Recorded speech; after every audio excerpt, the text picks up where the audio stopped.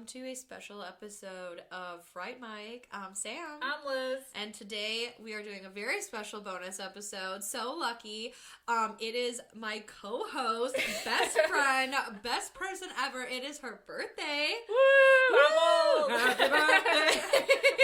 So, we decided to do something fun this year, something that we have not done in the past. And we picked a movie that we wanted to do she picked a movie she wanted to do for her birthday, and we'll see what you pick in September. Oh, yes. I already have an idea, but... Oh, shit. Yeah, we kind of made this rule since we usually talk about horror, like just strictly horror movies, sometimes loosely horror movies, that we would just kind of pick whatever. Yeah. Now, this movie in particular is horror in a way. It's like gateway horror. It's horror adjacent. Not really though. It's more comedy than anything. But you know what? Murder is scary. Exactly. I think this is such a fun movie. Oh it is. And we're gonna be talking about Clue from 1985. Woo! Woo! The good old days. That I wasn't there for. I don't know why I said that. Clue currently has a whopping 7.3 out of 10 on IMDb. 68% of Rotten Tomatoes. Oh, yes. And, bitch, we get 3 endings to this movie. I know. I wish that more movies would do that. Me too. With all the movies that are like whodunit-esque, I feel like we need more alternate. I mean, they do have alternate endings, but I feel like they kind of stopped doing that. Yeah. Remember when like 28 Days Later came out and there was like the 3 different endings? That was like the big thing. It was like the theatrical one, the US DVD one, and then the UK DVD one. Like, when was the last time that was like a thing? I don't know. I mean, The Descent also had 2 endings, depending on which one you saw, and one of them was Bleak. Yeah. Oh, Bleak. yeah. I think we talked about that in our episode. Yeah. Ooh. But yeah, I don't really know. But this one, so when it came out in theaters, I was reading that they, like, label, back when the movies were in the newspaper. Yeah.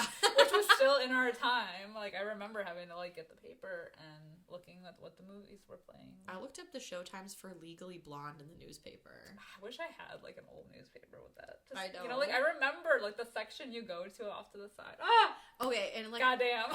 A total, like, side rant, but since we both worked at the movie theater, do you remember selling tickets and people would be like, your times are wrong in the paper? And we'd be like, bitch, we don't even pay for that anymore. We don't update that either. I remember the day that we took them out of the paper and we had all the, like, older people calling and complaining and being like, I don't use the internet and I don't have a phone. And you have to sit there on the phone with them and tell them the times of everything over the weekend. Yes. It's like, bitch, call movie phone. Do not call Mr. me. Movie Phone. Right. I called him too.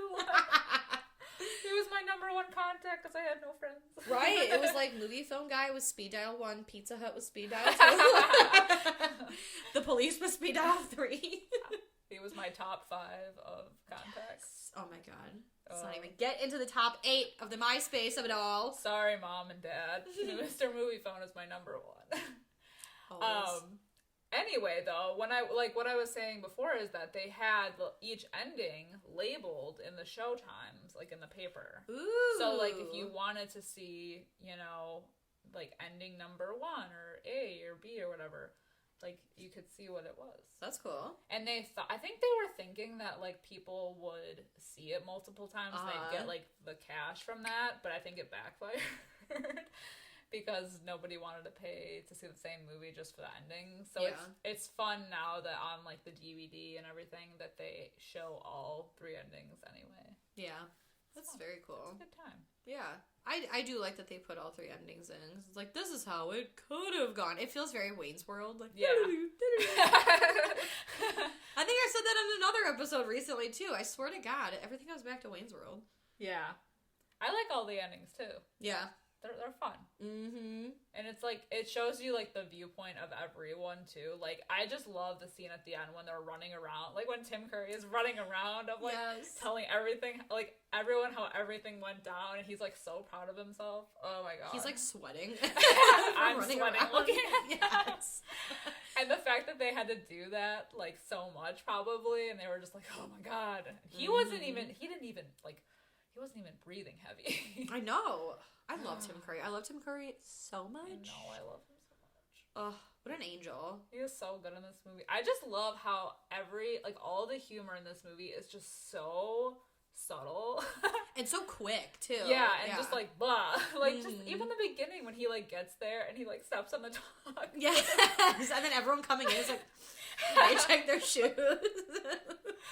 Like, it's just like a thing that keeps happening, and just and the dialogue is so like quick and just witty and hilarious, and like it's like you don't like have to watch this movie multiple times. Like, I've seen it a million times, but every time I like forget about like things that are said, because the conversations, you know, there's so many people, and like they'll make like a side comment or like an under the breath comment, and it's so funny. Yes, the whole conversation. Oh my god, who's having it with Tim Curry by the fireplace when he's like, "Is there someone in the house?"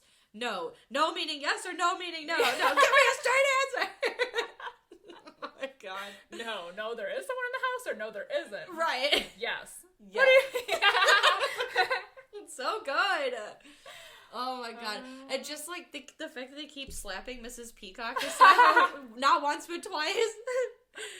That reminds me of Airplane. Yes. Step on it. There's like a whole line of people, and then they go down the line. Yes. It's got like baseball bats. That's the kind of comedy I like. They don't do that anymore. I know. Probably because it's inappropriate. But it's so but good. still, Yes. like that's so good. I just love that. Like, oh. Mm-hmm. And that's why I love this movie. It's just so like subtly funny. I just can't stand when like comedy movies try too hard to be funny. Just Yeah. I just love it. That's what I like about movies that are like this, and perhaps another movie that we may or may not be doing in an upcoming month. I won't say it on here. I'll let you guys be surprised. But comedy that they throw these great lines of dialogue in that are so dry and funny, and like they just go, and there's no laugh track. There's no pause for laughter. Yeah. They just like keep going, and if you miss it, you miss it. Yeah. You know, like it's so good. And that's so the thing good. about this movie, you don't want to miss it, because there's just so much going on, and like the energy, like everybody in this movie is so good at their part, and they're hilarious. Yes. Just, I love it. There's so many good people in this movie too. Yeah. Tim Curry, Madeline Kahn. Oh my god. I love her. I know. And then I had to look her up. The lady that plays Miss Scarlet, Leslie Ann Warren, I think her name is. Yeah. I was like, I know this bitch. I know her. She was in an awful interpretation of Cinderella that I used to watch on VHS when I was little. Very different role. Very different role. Old Miss Scarlet. Yes, but I was like, oh my god. I was like, that's Cinderella. Oh my god. Yeah, crazy. I love too that like, so it's based off of the game if you haven't seen it.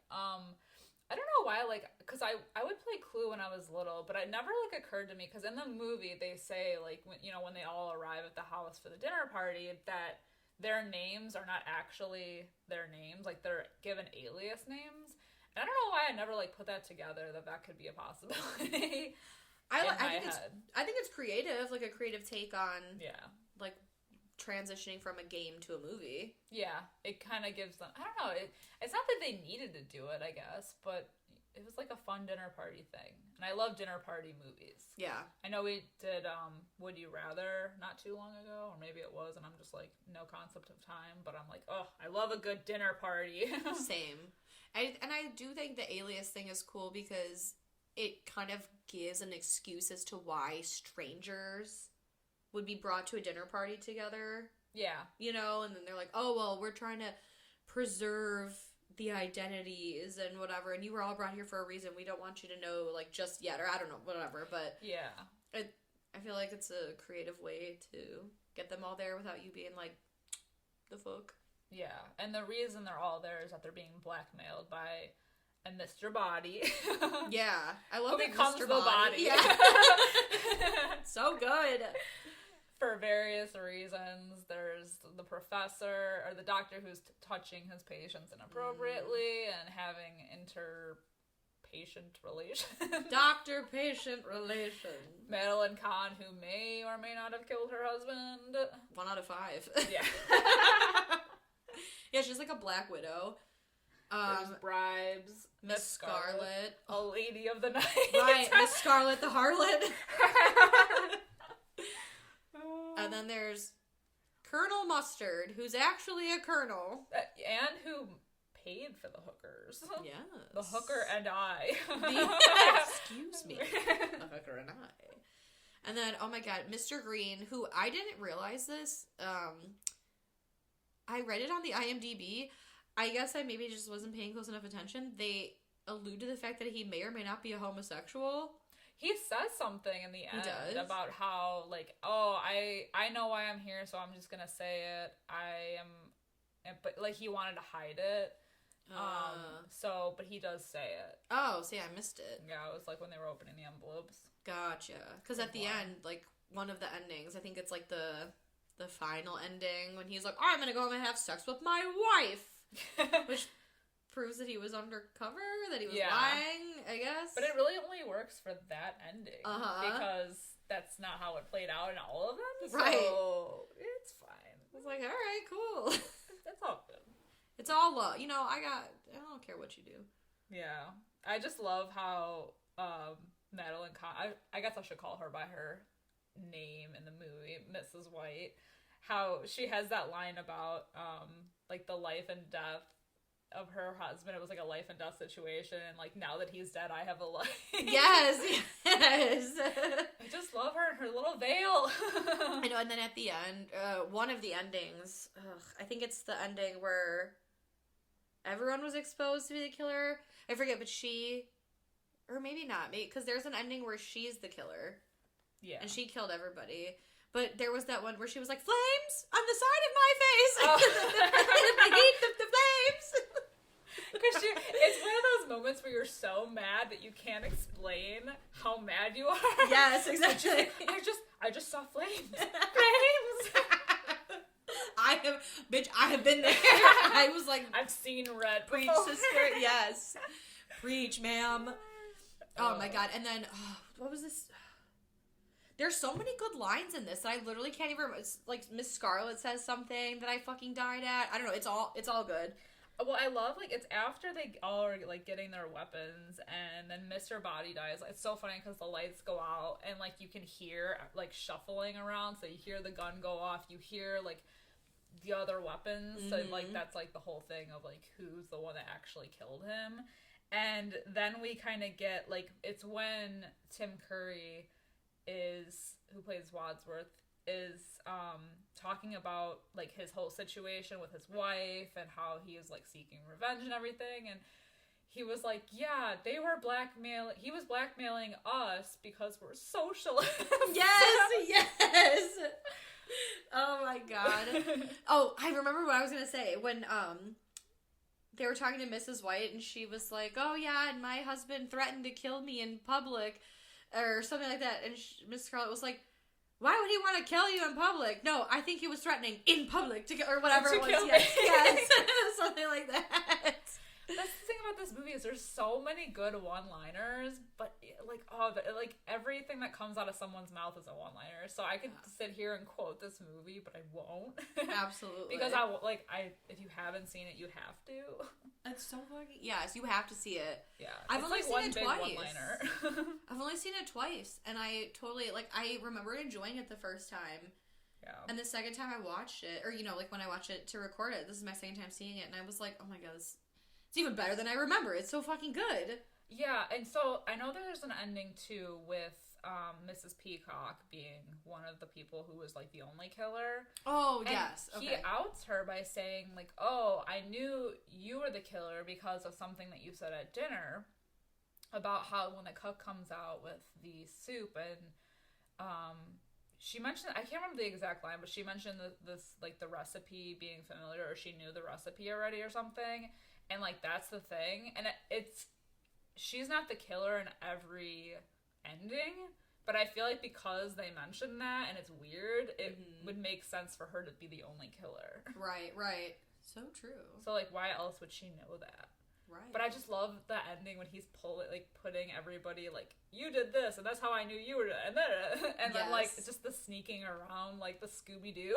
The secret passages. Like, yeah, while we were upstairs, she was sneaking down here to do this, and you were doing this, and you went to this secret passage to get rid of this body and kill this person. It's literally, like... It's laid out for us. I couldn't even keep track of everything. That's how dumb. Like, I could never be a criminal and hope to get away with it because I am too dumb. Like, I couldn't even keep up with all this. I was like, oh my god. Like, I was exhausted. Like, I was running around. But I do, oh my god. Like you said, everything, like, every line is good. Like, when Scarlet and Colonel Mustard are together, right? Yeah. Because they eventually pair off because they figure, okay, we're going to explore the house and we're going to go in pairs. And I just love, well, then, would it, one of us isn't going to come back if one of us is the killer. And, he's like, who says it? Colonel Mustard. He's like, you gotta break a few eggs to make an omelet. Any cook will tell you. And Mrs. Peacock's like, the cook is dead. Oh yeah, look what happened to the cook. But then, like, they all, like, pair off, and Miss Scarlet finds that secret passageway that leads them into that room where they find the dead, like, motorist. Oh, because at some point, a motorist whose car stalls comes to the house, and they're like, you can use the phone in, the library, the study. Because by now, all the dead bodies are stacking up, and I think it's Colonel Mustard that says it, because it's when they go outside to toss the key and the motorist shows up, and they're, like, trying to figure out what to do with it, and they're, like, looking in the room, and they're like, make sure that, like, the bodies are still in there. He's like, yep, 2 dead corpses, everything's fine. yes, we're all good. Oh. But yeah, I love when, like, Scarlet and Colonel Mustard, they see, like, the body of the motorist and they're, like, banging, and they're trying to get him, like, out because they're locked in. And so, who's knocking at the other side of the door? They're like, let us in. They're like, let us in. It's so good. I can't. It's impressive because the layout of this house, so, like, obviously it was, like, a set, the interior, but, they made it just like the interior of the game. Like, it's set up the same way. Like, the rooms are all, like, that's, like, so cool. Very cool. I don't think there's been, I don't know if I want to eat my words on this, but I don't think there's been, like, a better, like, game, like, a movie centered around a game. Yeah. That's been so entertaining. I can't think of anything. I don't know. I mean, at least not any board games. Yeah. I know they made a movie about Resident Evil. I'm talking about the Mila Jovovich one. I'm not talking about the one that came out in 2021. We will not be discussing that here. That was trash. But I did think that, well, I guess they didn't even really interpret the game. The 2021 one interpreted the game a little bit, but the Mila Jovovich one didn't, but it was still entertaining. But yes, a board game. Yeah. At least a board game. Well, maybe, Jumanji's a game. Fuck. And that was a movie, and that was entertaining. That's true. But still. This one came first. That's true. And this is good. This is really good. Yeah. Like, they did a great job, especially for it being a murder mystery that could have multiple outcomes. Yeah. They did a really good job making, like, sense out of how things would have happened regardless of who was where and with what weapon. Like, in the game, it could be whoever with whatever. Yeah. So I think they did a good job with, like, not making it that way. Yeah. Right. Yeah. No, that's so true. One of the other parts I wanted to talk about was the singing telegram girl. Oh my god, yes. I just... when they just open the door and immediately shoot on your singing telegram. Door slam. Yes. Or when the cop shows up and Mr. Green opens the door and he's like, hi there. He slams the door in his face and opens it. Hi, how can I help you? You guys all seem very tense. No. Everything's good. That's incredible. And I just love when he's like... what is it? I think it's Tim Curry who says something like, there's more dead bodies. It's when they find the singing telegram girl. Mm-hmm. Another dead body. This is getting serious. Yes. Or when the televangelist shows up and he's like, your souls are in danger. Our lives are in danger. You hippie. And, like, they're just, like, so on it. If someone told me that this movie was done in, like, one take, I would believe that. Absolutely. Oh my god, can you imagine if, like, Tim Curry running around the house was done in, like, one single shot? Yes.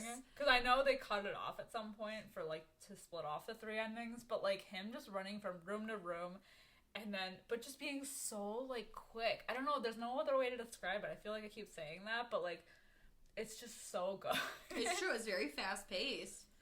When I was reading up on this movie, I saw that it was one of Tim Curry's favorite roles, like, favorite movies he's ever done, and I could believe that. I feel like it'd be, like, so much fun to be on the set of this movie. Absolutely. Just because of how wacky everybody is, the dialogue, like, so good. You got such hard, like, strong players, and like you said, the dialogue is great, the acting is great. It just seemed like such a fun time. Yeah. Oh my god. There's another part that I like too, where Mrs. Peacock, she's about to faint, and he's like, quick, fall into my arms! And she falls through his arms onto the floor. Through his arms? Yes. So good. It's so funny. I just think we just need more, like, game-type movies. I agree. Like, board games.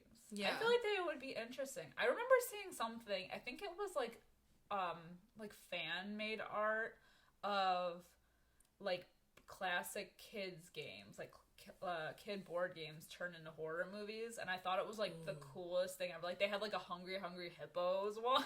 Oh my god, or, like, like, Candyland. eating some guy. Yeah, like, I think that'd be so fucking dope. Shoots and Ladders would be a fun, like, Saw game. Yeah, you know? like kid games, but make it dark. Yes. Oh my god, I'm here for it. Yeah, I thought it was the coolest idea. I thought it was real, because I remember seeing one of them, and then I saw that it was a series of them, and I was like, that's so fucking cool. Why hasn't anyone done this yet? Of all the shit that we're remaking, and, like, we could be doing this. That's original content.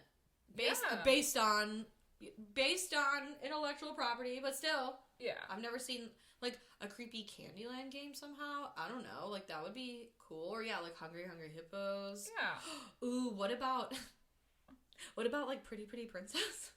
But evil. But evil. But make it evil. I don't know. Ooh, mystery date, but they're all serial killers! That'll be so good! I'm telling you. Patent pending. Everyone listening. We're making these movies right now. Right. Patent pending or if you have money, call us. Exactly. Fund us or shut up. Don't steal our ideas. Story of my life for everything. Yes. No, I think that'd be so awesome. Yeah. I mean, like, they do it with all the, like, Grimm's fairy tale stuff with, like, making... I mean, I think, I want to say most origins of, like, fairy tale things are dark anyway. Mm-hmm. But, like, they always do, like, dark spins on them. Why can't they do it with kids' games? I know. Or even just do it like this, sick. Because this was good, too. That's true. It doesn't have to be dark, I guess. Make it funny, though. But it'd be cool. Yeah. Yeah, because I feel like they did the Jumanji thing. They did Jumanji in the 90s. They remade Jumanji. They're both great iterations of it. So, like, it can be done, but I think it would be much more interesting to see, like, a really good, creepy take on these kids' games. Yeah. Ooh. I feel like it would be almost like, I don't even know, like, Creepshow-esque. Yeah. Like a whole season of Creepshow, but kids' board games. That would be so dope. I would watch the shit out of that. Absolutely. That would be awesome. Yeah. I need that. Oh my god. What? I was gonna add to that, and now I lost my train of thought. I'm just so caught up in, like, all the one-liners of this movie, and I would hate to be, I mean, I could do it, but I would hate for this episode to just be us quoting the movie, even though I know there's an episode coming up that we're going to be doing that is definitely just going to be us quoting. Oh, absolutely, yeah. The whole thing. But this is a birthday episode. This is your birthday episode, so do what you want. Yeah, I watch this movie every chance I get. No, I would say, I mean, definitely every year, like, probably 6 months. Just because I enjoy it. Like, I've seen it a million times, but, like, it's just so funny, and if you just want, like, to throw something on that's, like, so goofy and whatever, I don't know. And like I said before, it's, like, even if you haven't seen it in a while, you, like, remember old lines that come up, or just, like, you might have missed something because it is quick, but it's so good every time. It is and so good. Subtle, and everyone is just so on their game in this movie that I love it, and that's why I chose it for my birthday episode. Absolutely. It was a great pick. I'm glad I got to watch it again. I was gonna say, did you like it even more the second time? I did. I really did. Because, like, that's the thing. I remember watching it for the very first time during quarantine, like in 2020.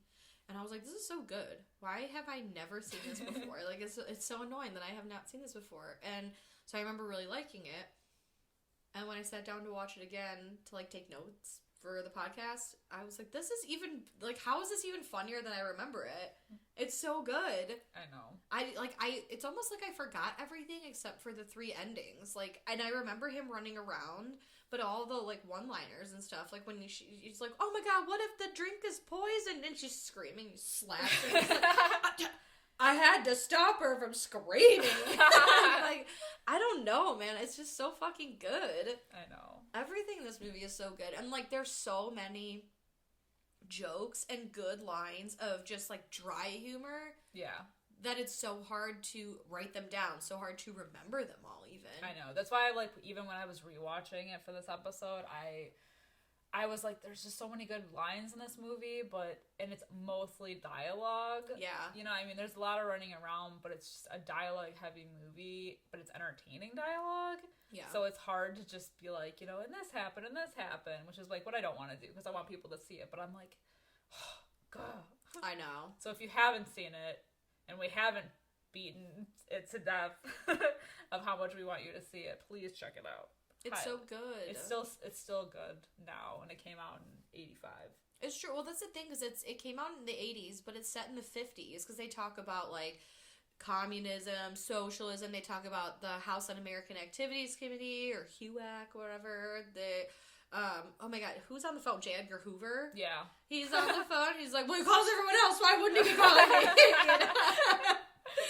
But, yeah, it's like, so I feel, in a way, it's not stuck in the 80s. I feel like even as far as the fashion goes, everyone's kind of... Yeah. They're dressed up, but I don't watch it and think like, ugh, the 80s call. I mean, Mrs. Peacock has crazy-ass feathers in her hair and those 50s bedazzled sunglasses. But it's fitting for her character. Right. And the 50s, like, cat-eye glasses because it's set in the 50s. So I feel like, again, they're not dressed... like in the 80s. It's set in the 50s. They're dressed like more classical. But what I'm trying to say is it feels timeless. Like you don't watch it and think I'm watching an 80s movie. True. You know? I don't know. It's so great. I can't say enough good things about it. So I guess I'll just go to ratings. Yeah. What are your ratings, Liz? I'm the birthday girl. Yes. I'm gonna give it a 5 out of 5. I mean, I love this movie. It's so good. It's definitely up there for me as one of my favorites of all time. I could watch it anytime and laugh all over again. And it's hard to do that. That's so true. How about you?